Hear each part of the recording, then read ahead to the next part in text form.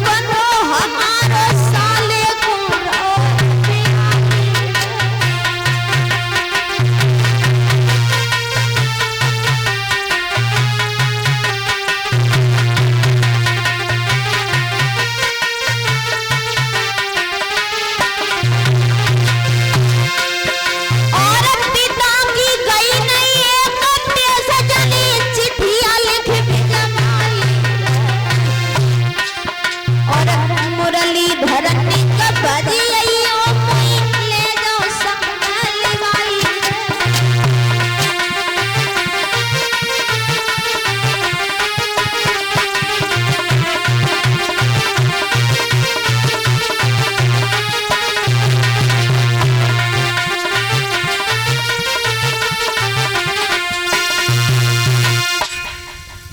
आज रुक्मणी आंगन में बैठी बैठी रो रही है। कन्हैया,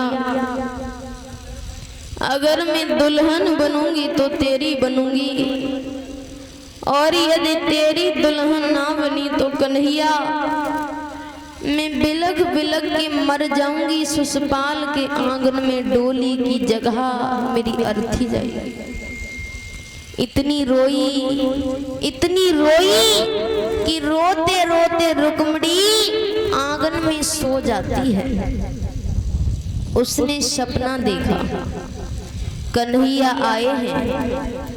कन्हैया ने रुक्मणी के साथ में गलवैया डाली और कहने लगे, रुक्मणी अगर तेरे ऊपर कोई आपत्ति हो, कोई मुसीबत हो तो तू हमारे लिए चिट्ठियां भिजवा देना, हम सीधे ही चले जाएंगे। अब तो भाइयों जेठ को महीना रहे, खूब सोई रही हैं। परमात्मा बाकी आँख खुल गई, अब ना सपनों ना कन्हैया। तो आँख बंद कर ली, कैसू नींद आ जाए तो कन्हैया से मिलने, तो नींद नहीं आ गई। तो बोली है, ओरे सपना तू कभी नहीं होगा अपना।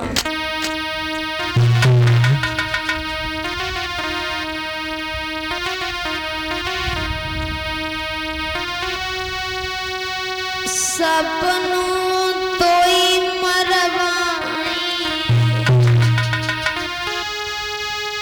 तूने ओ छोकियो काम, सपने में हम तोई जने पर आँखें खुली तो सपना बोला, रुक्मणी तू हमें मरवाइए क्यों? सुन, सपनों कहे उचार के और क्यों मरवाइए मोई, इतनी दूर तेरो पिया बसे, सुमिने रात मिलाए दो। रुक्मणी बोली, सपना तुझे नहीं मालूम है, सोवे लली आंगन में रुक्मणी और जाने सपना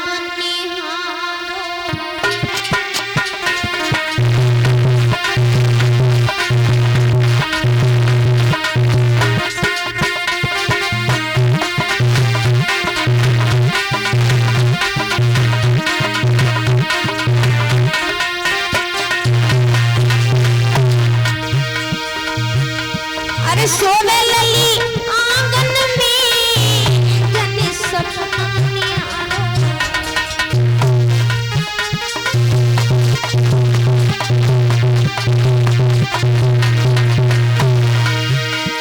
सोवे लली आंगन में जने सपना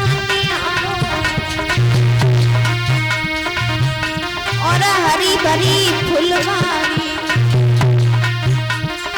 हरी भरी फुलवारी वो देखो नंद दुलारो।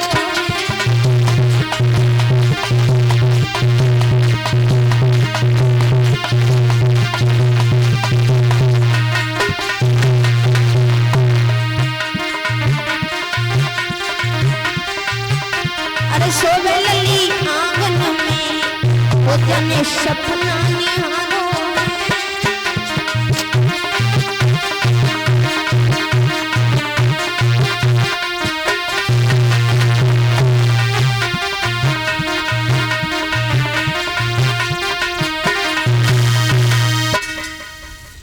भाइयों, रुक्मणी आंगन में बैठी बैठी रो रही है और इधर चंदेरी के रहने वाले शिशुपाल को चिट्ठी मिली तो जाए कि बोलो भाभी, ए भाभी, अरे भाभी दूल्हा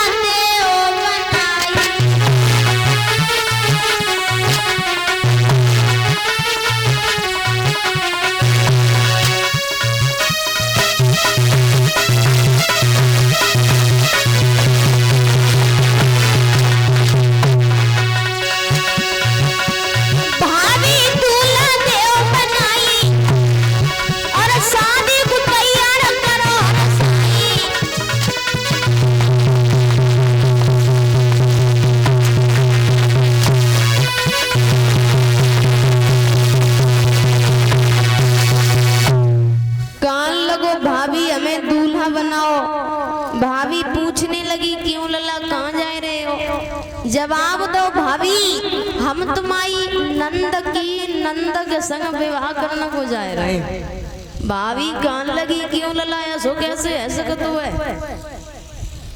कान लगो भाभी ऐसो न देख जी पत्र पढ़।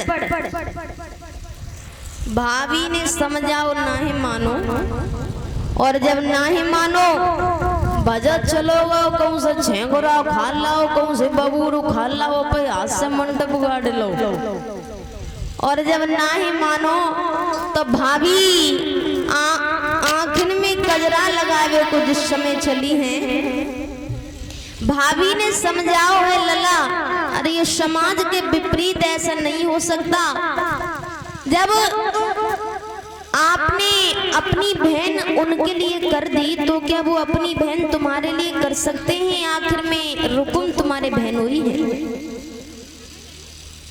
भाभी ने समझाओ नहीं मानो तो जो हिंदू धर्म की रीति होते है ना कि जब लड़का दूल्हा बन के जावे तो भौजाई आंखने में कजरा जरूर लगाते हैं। सो वो जौन दूल्हा बनेगा। भाभी ने सोची अब क्या करे, पूरे आंगन में डोलते डोली ना समिटी बाद नहीं सब कजरा की सो डिबिया खोई गई।